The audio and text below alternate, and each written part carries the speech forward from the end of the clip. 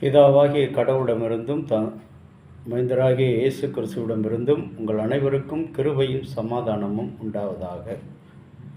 கிறிஸ்து இயேசுவுக்குள் அன்பான இறை மக்களே, திருச்சபையின் மிக மிக முக்கியமான ஒரு நாளிலே உங்கள் அனைவரையும் இந்த திருநாள் திருச்சபையின் திருத்துவ திருநாள் என்று அழைக்கப்படுகிறது. திருத்துவ திருநாளினுடைய வாழ்த்துக்களை உங்கள் அனைவருக்கும் தெரிவித்துக் கொள்கிறேன். இந்த திருத்துவம் என்பது திருச்சபையினுடைய பண்டிகைகளிலே மிக மிக முக்கியமான ஒரு பண்டிகை. நமக்கெல்லாம் தெரிந்த பண்டிகைகள் கிறிஸ்மஸ், கிறிஸ்து பிறப்பு விழாவையும் பாடுகளின் நாட்களையும் நாம் கொண்டாடுகிறோம். ஆனால் இந்த திருத்துவம் என்பது மிக மிக முக்கியமான ஒரு பண்டிகை. இந்த கிறிஸ்தவத்துக்கு ஆதாரமே, அடித்தளமே திருத்துவம்தான் என்று சொல்லப்படுகிறது. இன்றைக்கு விசேஷமாக ஃபாதர்ஸ் டே, தந்தையர் தினம் என்று சொல்லப்படுகிறது. இந்த தந்தையர் தினத்திலே உங்கள் அனைவருக்கும் ஆண்டவராகிய கடவுள் கொடுத்திருக்கிற, தந்தையாக இருந்து நமக்கு கொடுத்திருக்கிற அனைத்து ஆசீர்வாதங்களை எண்ணி நாம் நன்றி செலுத்துவோம். முதலாவதாக தந்தையர்கள் தினத்திலே தந்தையர்களை நாம் மதிக்கவும் போற்றவும் அவர்களுக்கு கீழ்ப்படிந்து நடக்கவும் அழைக்கப்படுகிறோம். முதலாவதாக God compassion lovely God fears என்று அழைக்கப்படுகிறது. சங்கீதம் 103:13 தகப்பன் தன் பிள்ளைகளுக்கு இறங்குகிறது போல கர்த்தர் தமக்கு பயந்தவர்களுக்கு இறங்குகிறார். ஆகவே கர்த்தருக்கு பயப்படுகிறவர்கள் தன்னுடைய தாய் தகப்பனை 10 கட்டளையில் சொல்லப்பட்ட தாய் தகப்பனை கனம் பண்ணுவாயாக என்று சொன்ன அந்த கட்டளையை நிறைவேற்றுகிற மக்களாக இருக்கிறார்கள்.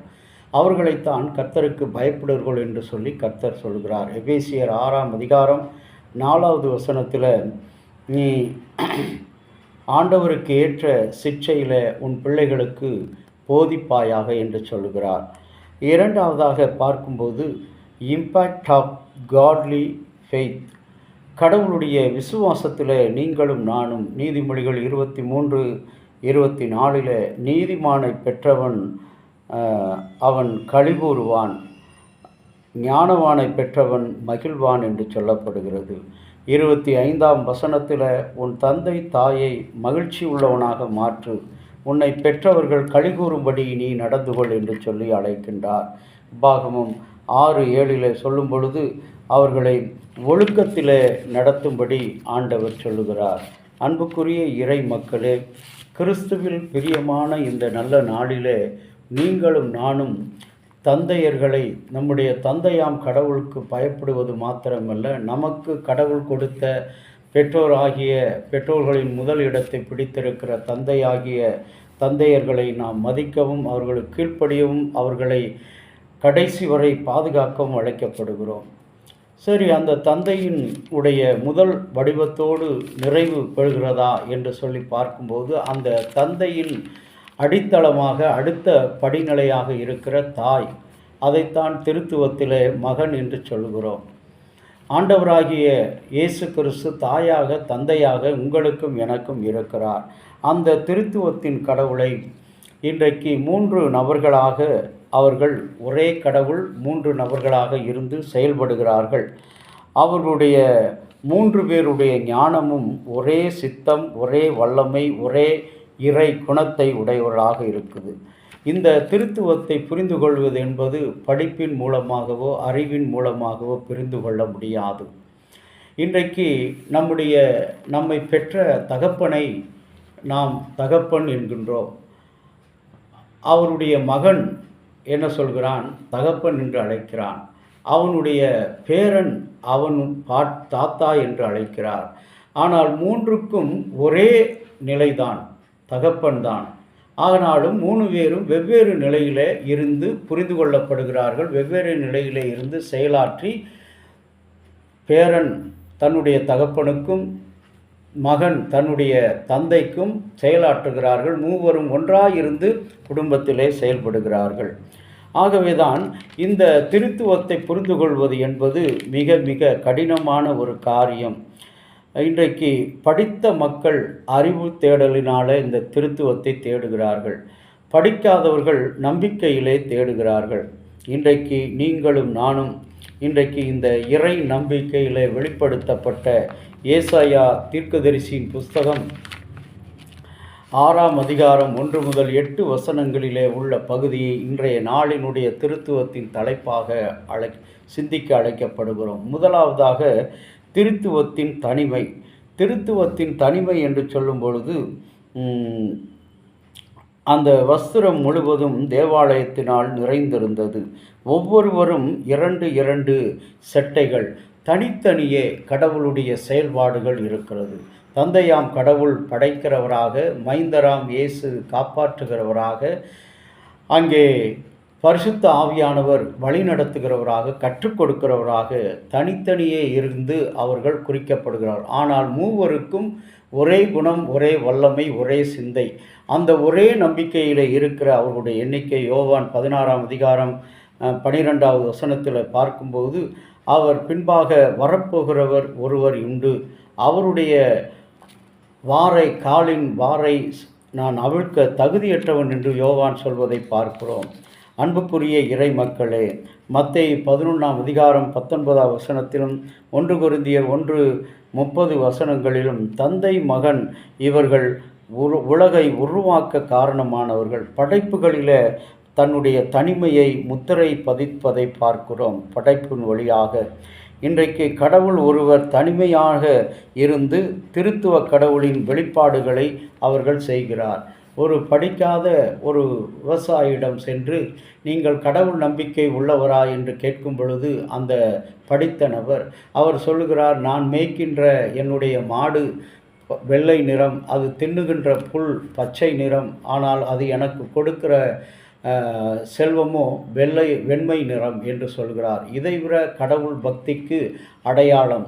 அதுபோலதான் இந்த சம்பவத்தை போல இதைவிட சிறந்த எடுத்துக்காட்டுள்ள திருத்துவத்துக்கு உரிய சம்பவம் எதுவும் இல்லை. ஆகவே திருத்துவ கடவுள் மூவரும் தனித்தனியே இருந்தாலும் ஒன்றாக இருக்கிறார்கள். இரண்டாவதாக திருத்துவத்தின் ஒருமை, ட்ரினிட்டி ஆஃப் ஃபெல்லோஷிப். திருத்துவ கடவுள் பிரித்து ஆளுகிறவர் அல்ல, அவர் எப்பொழுதும் ஒற்றுமைப்படுத்துகிறவர். ஆண்டவராகிய இயேசு சொல்கிறார், அவர்கள் அனைவரும் ஒன்றாக இருக்க வேண்டும் என்று தான் நான் உலகத்தில் வந்தேன், ஒரே ஆற்றல் உடையவர்களாக இருக்கிறார்கள் என்று நாம் புரிந்து கொள்ள வேண்டும்.